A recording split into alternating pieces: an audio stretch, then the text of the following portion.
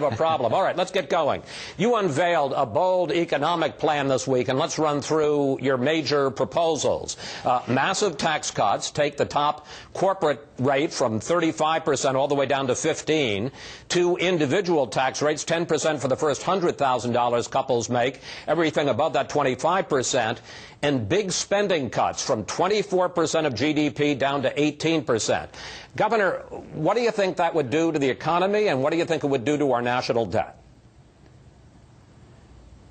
Chris, it would unleash economic growth and job growth in this country. It would get back to the premise that we're going to grow the private economy, not the government economy, and it shows leadership, and it puts specific proposals on the table. I wish President Obama would do that instead of leading from behind and refusing to address the real issues facing our economy, including spending reform. He basically waits for people like Congressman Ryan and others to lead, and then he follows. That's not what a president should do. A president should bring forward the real challenges of this country, put out real solutions. That's what I've done. This plan, by the way, is one that gets back to the notion that we need to have a pro-growth economy focused on private sector job growth, and the #1 pathway forward for people's economic opportunity in this country is whether they have a job. This plan will unleash job growth in America big time. All right, let's drill down, because it's a complex plan. As you say, it's a bold plan. It's also a controversial plan. Let's drill down first into the tax component of your proposal. The Nonpartisan Tax Policy Center says if we followed your plan, that it would result in $11.6 trillion in less revenue for the country over the next 10 years. Your own campaign says it would mean $2 trillion less in revenue. Question, doesn't your plan blow a hole in the national deficit? Chris, it does not. First of all, those numbers, whether you use the liberal think tank numbers that you've cited or our own numbers, assume static scoring. And first of all, if you look at just the tax cut part of it, there may be a small impact negatively on the deficit. That assumes no growth, assumes static scoring, which there will be growth because of this plan, but it forgets the other half of the plan. We're not proposing to cut taxes and raise spending, as has happened in the past. We're proposing to cut taxes and dramatically cut spending as well. And when you do that over 10 years, this plan more than balances, has a positive impact on economic growth, has a positive impact on unleashing job growth in the country. And the plan has been well received by conservatives. In fact, yesterday, one of the leading economists in the country, John Taylor from Stanford, went through and said the growth targets are reasonable and achievable, and the plan holds together in that regard.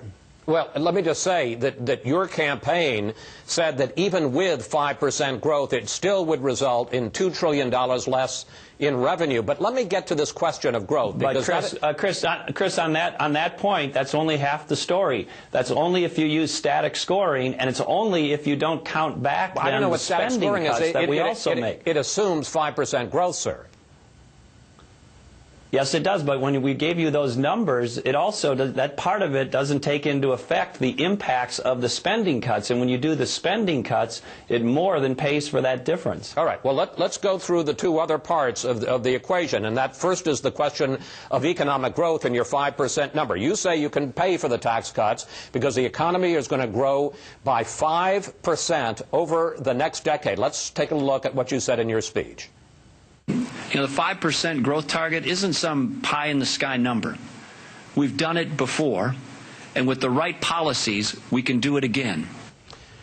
Governor, question. Since the United States began measuring GDP, basically the growth of the economy in 1929, when have we ever had 10 consecutive years of 5% growth as you project in your plan?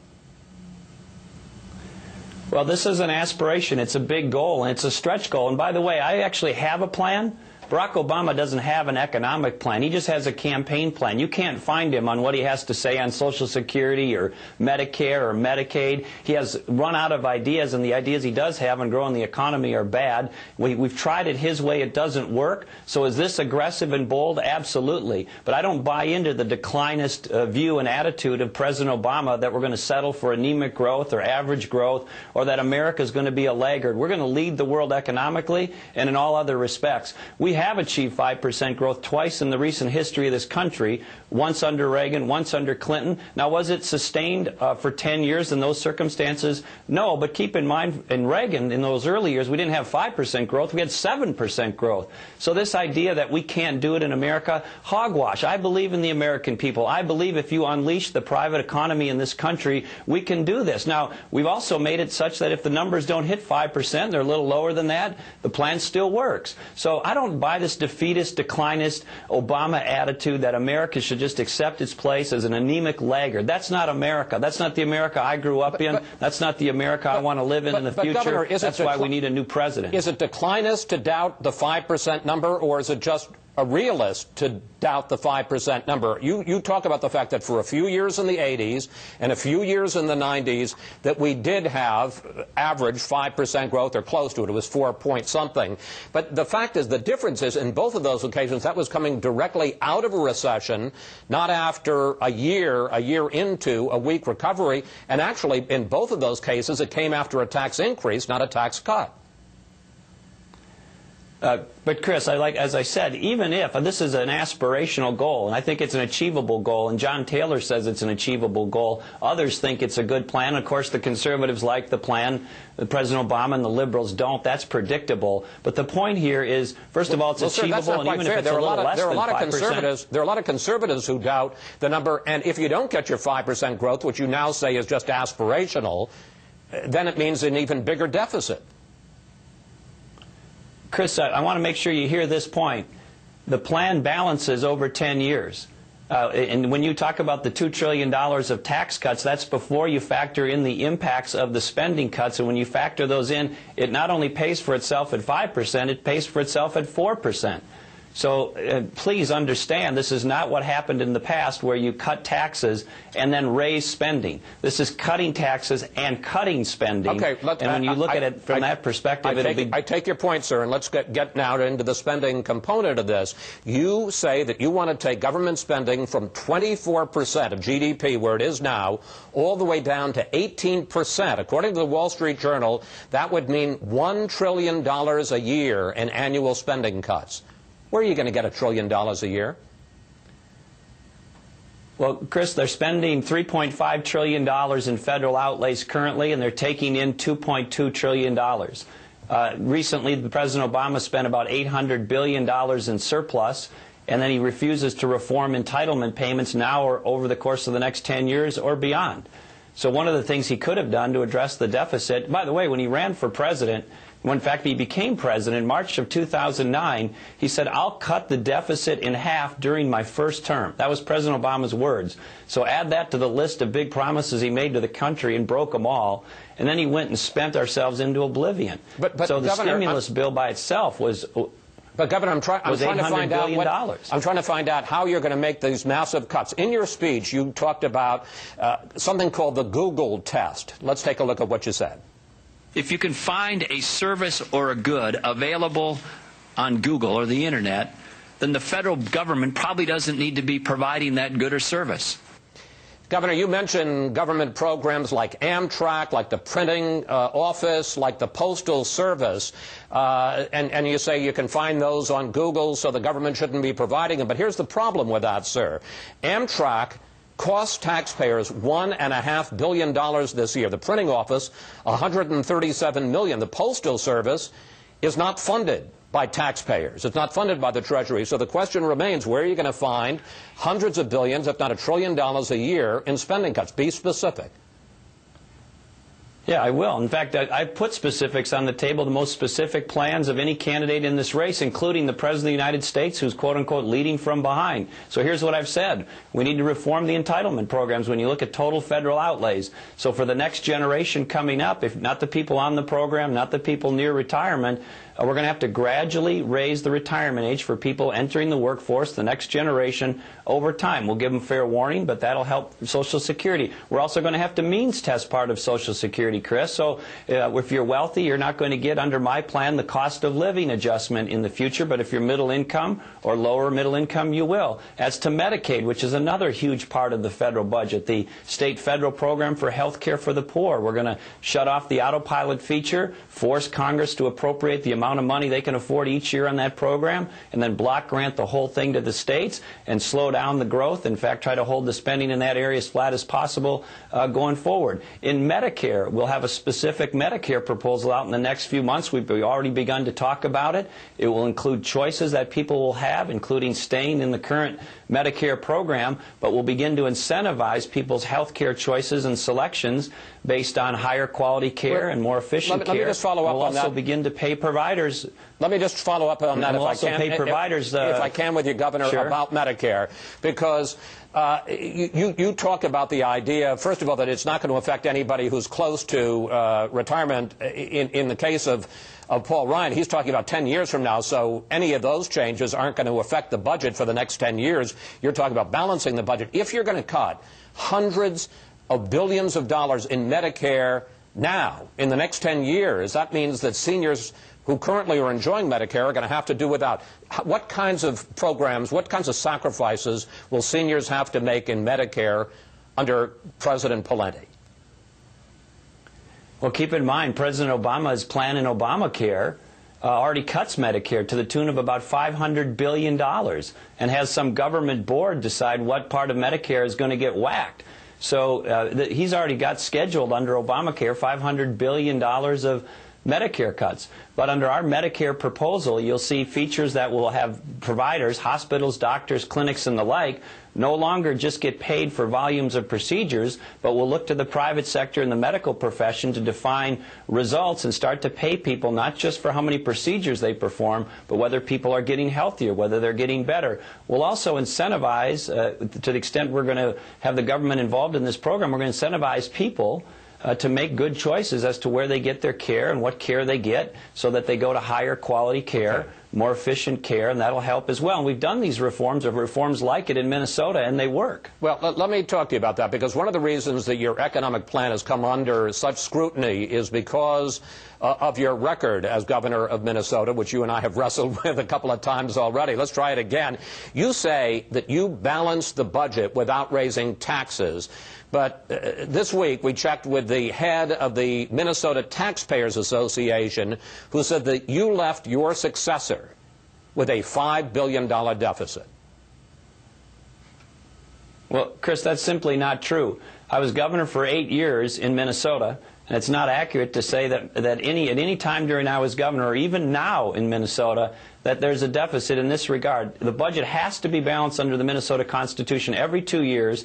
Every 2 years that I was there, it was balanced. And the last budget for which I was governor ends this summer. It's not even over yet. It ends this July 1st, and it's going to end with a multi-$100 million surplus. It's going to end in the black.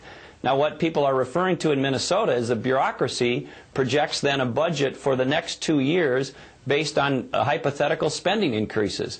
And they're proposing 20-plus increases in state spending in the upcoming 2-year period. I would never have allowed that as governor of Minnesota. It would never have happened. Every budget when I was there was balanced. It's even balanced to this day. And as to the upcoming 2 years, they should never allow those spending increases. Chris, that would be like saying you're responsible for a car accident that's after somebody buys your car. But, Governor, here's the problem. Here's what critics say, that you relied on short-term, oftentimes one-time fixes. Let's get specific. You got $2.3 billion from the Obama stimulus plan to help you balance your budget. That money's running out.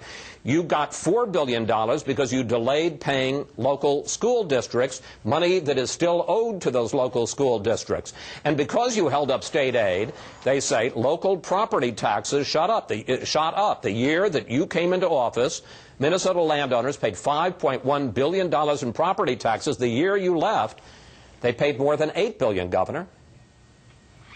Yeah, let's go through each of those specifically, Chris, because there's an answer to each. In Minnesota and most other states, local property taxes, of course, are set by local units of government. Just because we gave them a little less cash because of the economy in our budget doesn't mean their only choice was to raise property taxes. But didn't you hold off on giving school aid to those local districts, sir? I'm going to address that in a second.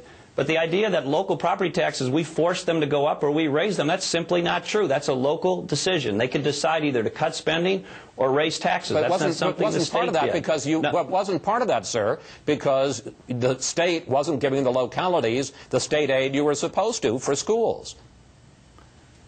When you talked about local aid, I'll get to the school in just a second. So on the second issue of using the stimulus money, if the federal government is stupid enough to give it to us, we're going to be smart enough to take it. And by the way, Minnesota is a net subsidizer of the federal government. For every dollar we send out there, we only get 73 cents back. So we're actually paying the bill for the rest of the nation or dramatically subsidizing it. And as to the school payment shift, I was the one that said make it permanent. I unallotted those school payment monies. The legislature wouldn't make them permanent. I was going to say, you made that proposal to delay it, and they said no. The state legislature voted you down on that. And then I did it through executive action, and then I asked them to make it permanent subsequently, so it would be a permanent cut or reduction or rescheduling of those payments, and the legislature refused to do it, but now they're going to do it. Okay. They're going to take my advice, and they're going to do it even after I'm gone. So this idea that somehow, I didn't propose them to make permanent is not accurate. Let's talk, we could go into this. You know what? I suspect there'll be a fourth round on your Minnesota record. But let me talk some 2012 politics with you before we run out of time. What do you think of the decision by Mitt Romney and John Huntsman to skip the Iowa straw poll in August and to downplay the Iowa caucus? Well, each candidate and campaign has to make their own strategic and tactical decisions in that regard. I can just tell you what I think. I think if you're going to be a leading candidate for President of the United States, you got to compete in these early states, all of them, and compete well. And that's what we intend to do. We're committed to competing in Iowa and New Hampshire and South Carolina, and we plan to do well in those early states. You'll be debating Mitt Romney tomorrow for the first time. You're up in New Hampshire preparing for this debate tomorrow night in New Hampshire. What do you make of Romney's argument that there's a fundamental difference between an individual mandate at the federal level, that everyone must get health insurance, and an individual mandate at the state level? Do you see a difference in principle on that point between Obamacare and Romneycare? Well, you don't have to take my word for it. You can take President Obama's word for it. President Obama said that he designed Obamacare after Romneycare and basically made it Obamacare. And so we now have the same features, essentially the same features. The president's own words is that he patterned in large measure Obamacare after what happened in Massachusetts. What I don't understand is they both continue to defend it. I took a different approach in Minnesota. We did market-based health care reforms, trying to encourage consumers with good information to make good decisions and financial incentives in a marketplace. But I strongly oppose the individual mandate at any level. I'm one of the parties in the lawsuit in Florida trying to get it declared unconstitutional. I think it's a dramatic overreach by government, forcing a consumer to buy a good or service because of a government edict or mandate. I think it's a dramatic overreach, and I don't like that approach under Obamacare, and I've been a strong critic of it, and I think we should repeal Obamacare in its entirety. And you also don't like it under Romneycare?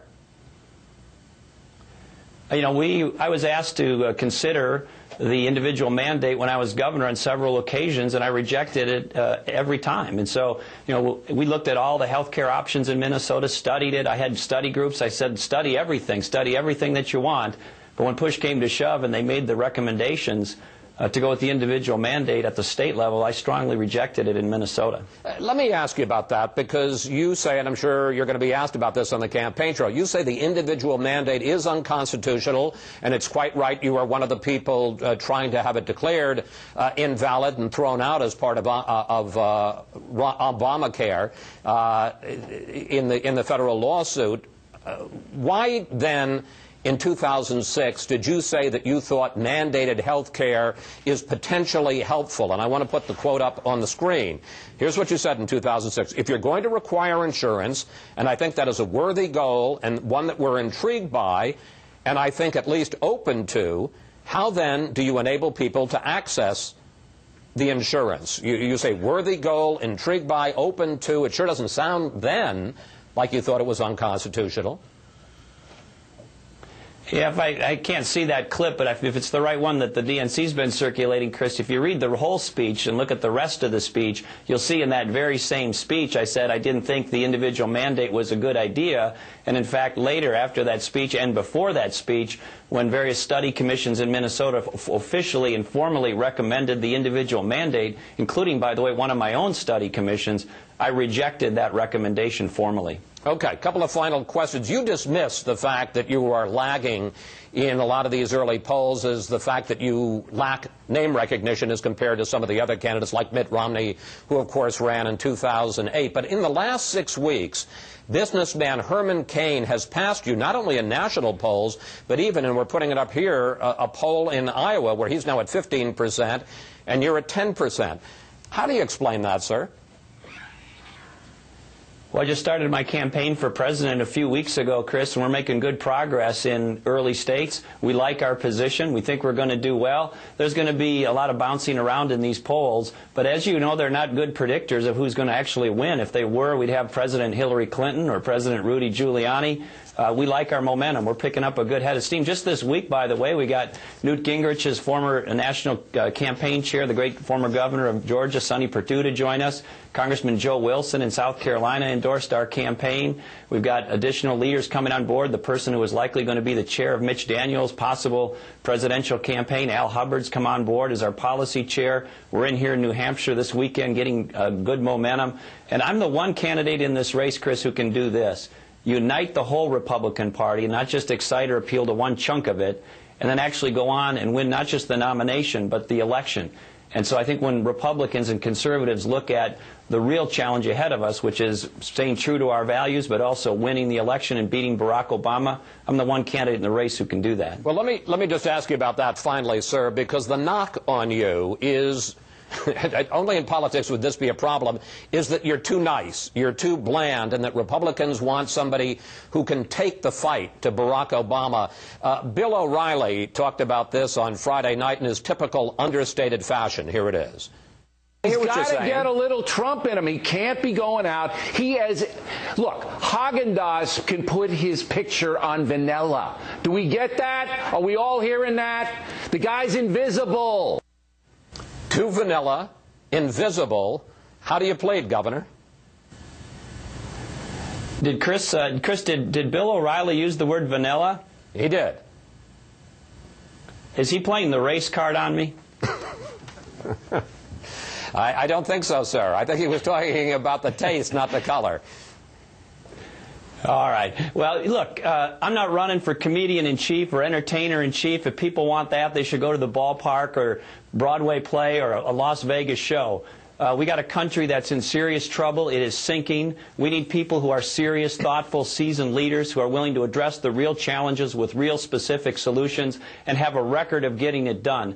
And the idea that you can't be hopeful and optimistic and strong at the same time is just not true. Look at the great leaders that we've had in this country and around the world. America, of course, wants strong leadership. And anybody who looks at my record in Minnesota and concludes that it's not strong is not looking at this thing correctly. I shut down government for the first time in 150 years in Minnesota. I set a single-season record for vetoes in my state. I unallotted more money using executive power out of my budgets in 8 years as governor than the 142 years of governors combined. So being strong is not the same as being loud or some big, comedian or entertainer-in-chief. That's not what I'm running for. The country is sinking. We need serious people with serious ideas, real solutions, real experience, and a record of getting it done. So if you want the clown in chief, vote for somebody else. That's not me.